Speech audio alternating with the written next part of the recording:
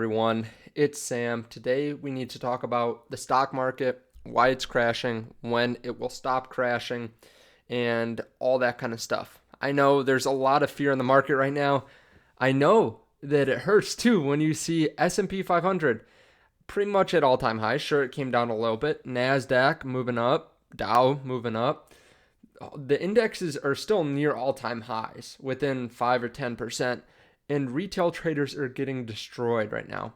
All the popular names, all the growth stocks, all of the story plays for the last year are being beaten down. I could go through a list. So many stocks are down 50, 60, 70, some 80% right now. Now, the reason this is happening is because of big money, hedge funds, money managers, these types of investors that are pushing down the market, pushing down growth stocks specifically. So I want to talk to you a little bit about that and when this will stop, when this pain will stop. So if you guys don't mind just hitting the like button, I appreciate that. Getting this out to more people, I think will help more people in the long run because they will feel a little bit better about the position they're in. Also, there is a link down there in case you guys want some free money with Webull. Definitely decide if you guys want that because there are some dip buying opportunities in the pre-market a lot of the time, and if you guys want that, you can check it out, especially when there's bad news and the market tanks. You can even do some swing trades with that. So retail traders make up nearly 25% of the stock market following the pandemic last year. Now, this was as of July. I think more people are retail traders now. I think a lot more people are interested in trading because from July to February of this year, we saw a ton of growth. We saw new people getting into the stock market, and I can tell just by the numbers that people are getting on YouTube, right? The number of people watching YouTube videos. It's definitely come down recently. So what's happening? Well, hedge funds, money managers, people controlling the large majority of money, like the other 75% of money, are doing a couple things. First of all, they're pushing up the prices of all the indexes. They are buying some value plays. They're buying things that maybe haven't been pushed up hundreds of percent. They're buying companies that are blue chip. So they're doing that at the same time that they're shorting or they're buying puts on growth stocks. We can look into that. We can take a look at some shorts here. Right here, we have NNDM, which is being shorted significantly more, prior share shorted versus current share shorted, a significant amount more recently, about 10 million shares there. In addition to that, we have DraftKings, which is being shorted just about another million. We have also here BNGO being shorted more also. BNGO has just been smashed recently. Pretty much anything with any kind of growth has been shorted, there have been puts bought on them. They've been forced down into the ground recently. Now, a lot of people were looking towards cryptocurrencies for some of those gains. And then Elon tweeted this yesterday, and I'm not going to give him any flack because he has a company to run, and he's just doing what he thinks is best for the company. In my mind, I think some people are not thinking that's necessarily the case, but in the span of a couple minutes, he sent the whole cryptocurrency market tumbling. So we had $2.4 trillion in market cap. At the low, it went down to 2.06. So he evaporated about $300 billion within an hour or two based on a tweet in total global cryptocurrencies. So first of all, a lot of people had just been moving over to cryptocurrencies. But I think what we're seeing too is we're just seeing, first of all, retail traders running out of money. I don't know how many people I've had that when I said that I was buying more, I was buying this dip, said that's great, but I have no more money. Like a lot of people spent a lot of it maybe a month ago, 2 months ago, 3 months ago, and I'm lucky to have more money coming in. And the majority of my portfolio has been built on the last 3 months. Like I've been just plowing more money in because I knew something like this was going to happen. I talked about how I had some cash sitting on the sidelines because we didn't know how long this bull market was going to run. And then over the last couple of months, we've just seen these stair steps down.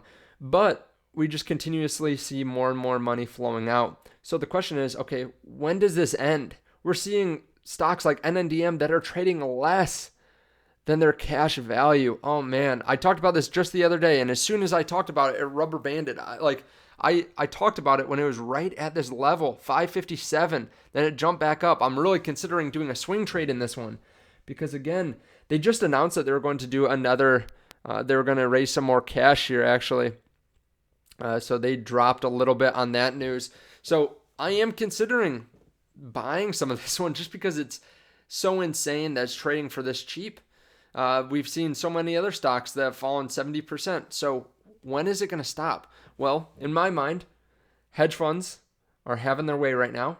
The large money managers are having their way. They are getting back at us a little bit. I don't want to say this like as a conspiracy theory, but I think they're enjoying, first of all, after all the GameStop and AMC back and forth, I think they are enjoying putting retail investors in their place a little bit, especially the ones that are investing in growth. However, I will say, this can only last so long. If they keep on moving their money, first of all, over to slow blue chip stocks, that's great. But these are the industries that some of them will be overrun by tech in the coming years. Some of them will be outdated. Some of them won't be getting money into them like they used to. So sure, even if they're not overrun by tech, they're still not going to be growing as much as tech. I mean, these companies that we're buying right now, the share price doesn't really affect the company at all. Sure, for some companies like NNDM or some other companies that are running at such a loss that they have to continuously raise money to fund their operations, which NNDM is a little bit different because they have like years, like decades of runway with how much money they have. But with some of these companies, they don't have any need for money anytime soon. They're really well capitalized. They're not going to have to raise shares or anything like that or raise money. So the thing is, you can keep on shorting it or you can buy puts on it, whatever you want to do. But these companies are growing revenue.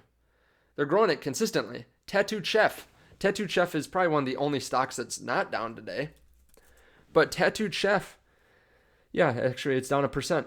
They grew revenues 40-something percent, 50% year over year. They're going to. They keep on raising this guidance.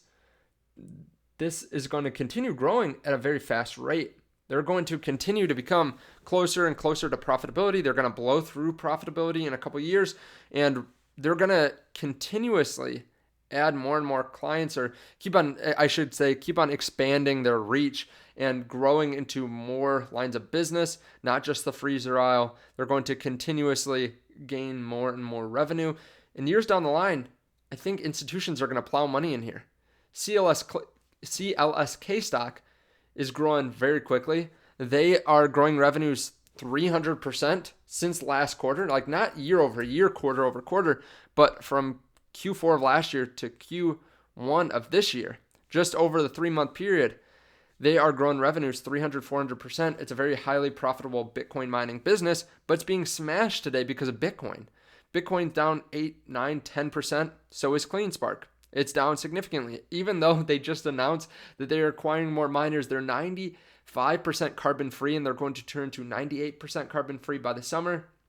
I'm trying to buy some call options on them right now. It's amazing to see some of these stocks that are being hit so hard. And it's not just one, it's not just two. If you look, it's all of growth and they're just continuously being hit. So the hedge funds, the money managers, sure, they can keep on hitting the market. They can keep on smashing us down. But the thing is, they can't do this forever. At some point, the valuations become too attractive. Like XPeng.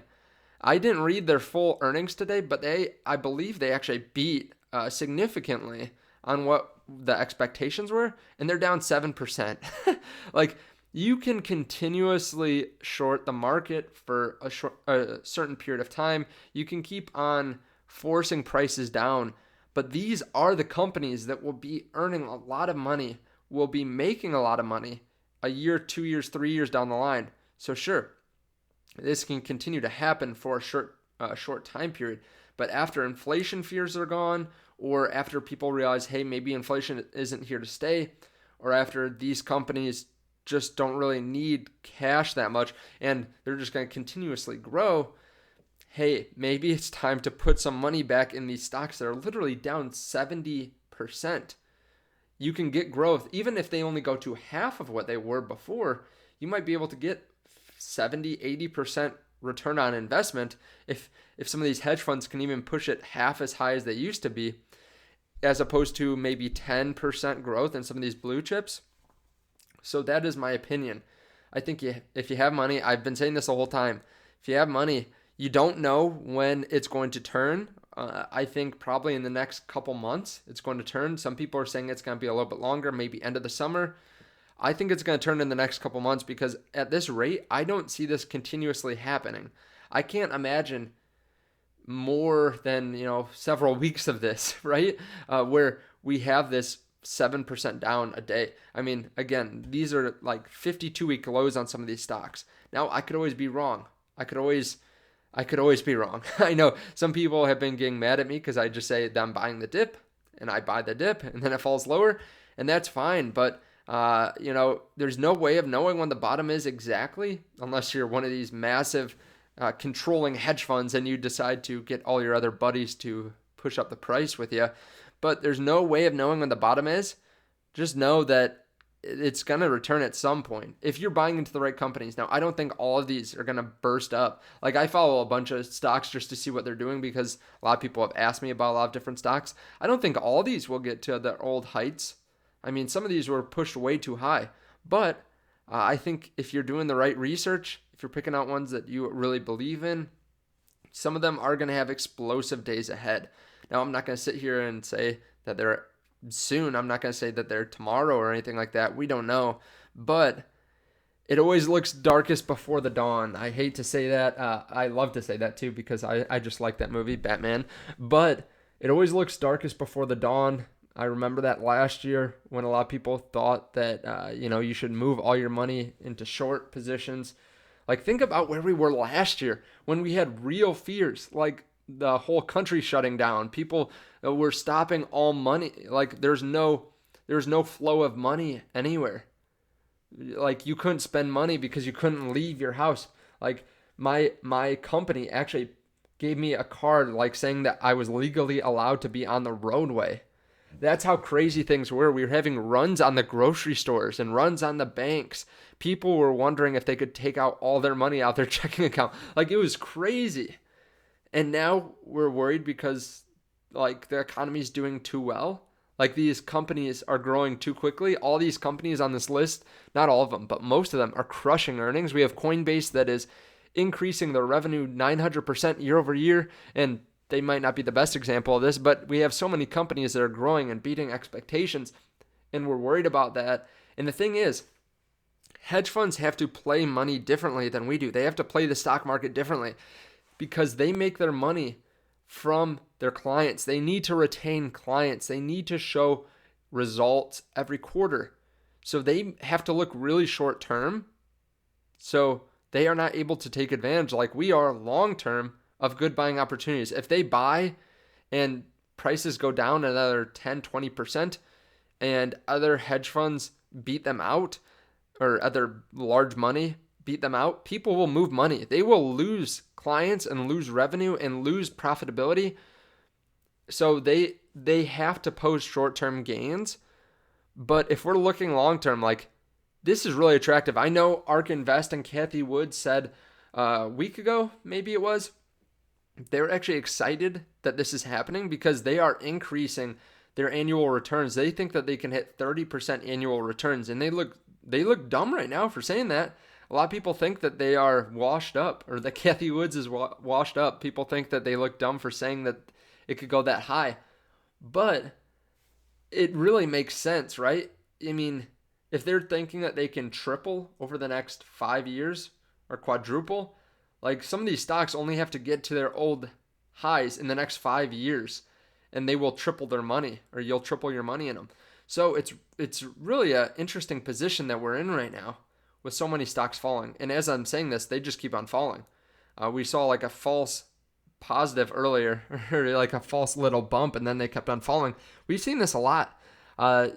the end of the trading day might be interesting. That might be where we continuously fall to the close here, but I plan on buying more at some point. Now, whether I buy more today, tomorrow, Monday, I'm not exactly sure yet. I'm going to have to see how things shake out. There are just some stocks that are too attractive to pass up on too much longer.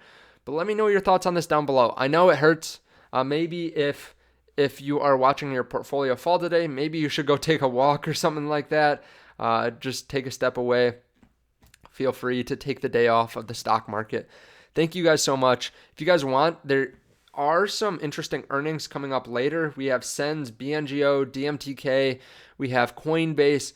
We have a handful of other ones too. So there are a lot of earnings after the market closes today. We also have Airbnb and Disney and Blink also. So be on the lookout for those. I might make a video on some of them. I'm not sure. Just a reminder, a lot of people are saying that Coinbase is going to blow out expectations.